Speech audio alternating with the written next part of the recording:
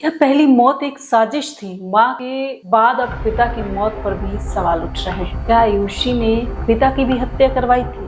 पहले ये वीडियो देख लीजिए। इसके लालच में आकर के इन्होंने अपनी मां को ही मार दिया।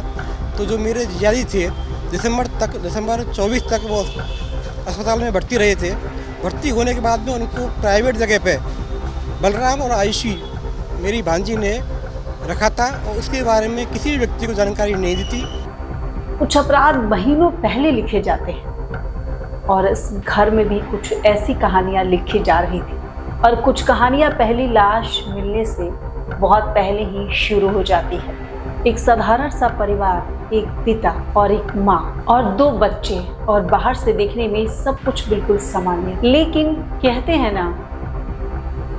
कहते हैं कि सबसे खतरनाक तूफान हमेशा शांत घरों के अंदर उठते हैं। हमेशा शांत घरों के अंदर उठते हैं। जब माँ की हत्या का मामला सामने आया तो हर किसी को लगा कि यही एक कहानी की शुरुआत है। लेकिन जांच आगे बढ़ी, परिवार बोला और अचानक एक ऐसा सवाल सामने आया जिसने पूरे केस की दिशा बदल दी। क्या ये पहली हत्या नहीं थी? क्या इससे पहले भी इसी घर में एक मौत हुई थी जिस पर किसी ने सवाल नहीं उठाया? और अगर ये सिर्फ संयोग नहीं था तो क्या किसी ने पूरे परिवार को एक एक करके खत्म करने की योजना बनाई थी, या ये सिर्फ दुख में डूबे परिवार का शक है? यही सवाल आज पूरे देश को बेचैन कर रहा है। इस कहानी की शुरुआत होती है अप्रैल 2026। विजय शर्मा राजस्थान हाई कोर्ट के मास्टर थे। वो बीमार चल रहे थे, उनका इलाज चल रहा था। परिवार को उम्मीद थी कि वो ठीक होकर घर लौट आएंगे और कुछ समय के लिए ऐसा हुआ भी। लेकिन फिर अचानक उन्हें दूसरे अस्पताल में ले जाने की बात हुई। परिवार का आरोप है इसके बाद कुछ महीनों तक उन्हें ये तक नहीं बताया गया कि विजय शर्मा आखिर कहाँ है। नीरज शर्मा, उनकी पत्नी, को ये तक नहीं बताया गया। जब अस्पताल पहुंचे तो हालत बेहद गंभीर थी। कुछ समय बाद उनकी मौत हो जाती है। उस समय सबने इसे बीमारी माना, किसी ने कोई सवाल नहीं पूछा।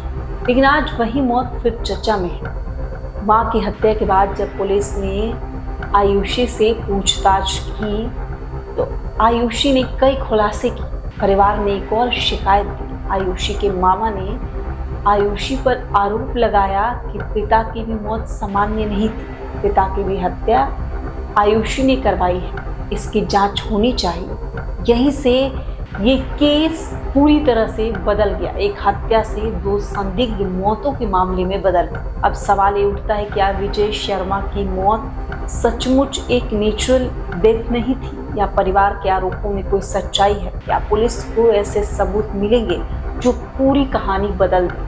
या जांच के बाद ये आरोप गलत साबित होंगे? इन सवालों के जवाब अभी आने बाकी है। मां की हत्या और पुरानी मौत पर अब सवाल उठ रहे हैं। नीरज शर्मा की हत्या की जांच जैसे जैसे आगे बढ़ रही है वैसे वैसे परिवार के अंदर दबी हुई बातें भी अब बाहर आने लगी। यहीं से मामा राकेश शर्मा ने पुलिस के सामने एक और शिकायत रखी है। उनका आरोप है कि अप्रैल 2025 में हुई विजय शर्मा की मौत वो सिर्फ बीमारी नहीं थी। राकेश शर्मा ने साफ साफ कहा है कि इलाज के बाद विजय शर्मा की हालत बेहतर हो रही थी। लेकिन फिर आयुषी ने परिवार से कहा कि दूसरे अस्पताल में इलाज जरूरी है। इसके बाद विजय शर्मा को ले जाया गया। परिवार का दावा है कि कई सप्ताह तक उन्हें ये भी नीरज शर्मा और उनके भाई को ये नहीं बताया गया कि विजय शर्मा कहाँ भर्ती है। जब जानकारी मिली तो परिवार अस्पताल पहुंचा तो डॉक्टरों ने बताया कि उनकी हालत बेहद गंभीर है। कुछ समय बाद विजय शर्मा की मौत हो गई। यहीं से एक सवाल उठता है कि क्या सिर्फ ये दुखद सहयोग था, या परिवार के आरोपों में कोई सच्चाई छिपी है? इस सवाल का जवाब अभी पुलिस तलाश रही है। पूछताछ के दौरान आयुषी ने कहा कि बचपन से उसे लगता था कि उसकी माँ उसके स्पेशल चाइल्ड भाई को उससे ज्यादा महत्व देती है, उससे ज्यादा प्यार करती है। उसने ये भी कहा कि वो खुद को घर में अकेला महसूस करती है। वहीं उसने बताया कि उसका चचेरा भाई बलराम उसके सबसे करीब था। मामा का आरोप है कि पिता की मौत के बाद अनुकंपा नियुक्तियों और संपत्ति से जुड़े मुद्दों पर आयुषी ने जल्दी कदम उठाने की बात कही। मामा का ये भी दावा है कि बलराम हर फैसले में आयुषी को सलाह देता था।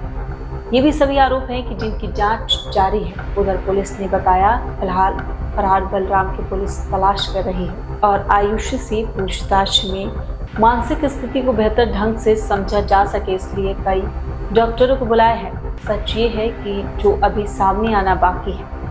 जयपुर का ये मामला सिर्फ एक परिवार की त्रासदी नहीं है, ये ऐसा केस बन चुका है जहां हर बयान एक नया सवाल खड़ा कर रहा है। क्या विजय शर्मा की मौत वास्तव में एक नेचुरल डेथ थी जैसा परिवार आरोप लगा रहा है, या उसकी गहराई में कोई और कहानी छिपी है?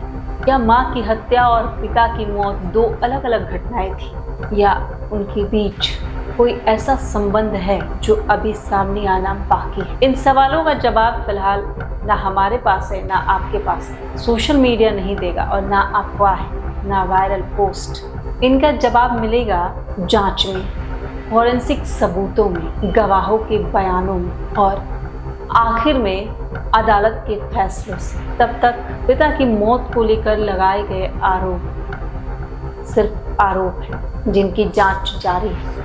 और यही बात इस पूरी कहानी को भारत के सबसे चर्चित और सबसे रहस्यमय पारिवारिक मामलों में से एक बना देती है। अगर इस केस में कोई नया आधिकारिक खुलासा होता है, अपडेट आता है, तो सबसे पहले आपको बताएंगे। फिलहाल के लिए बस इतना ही।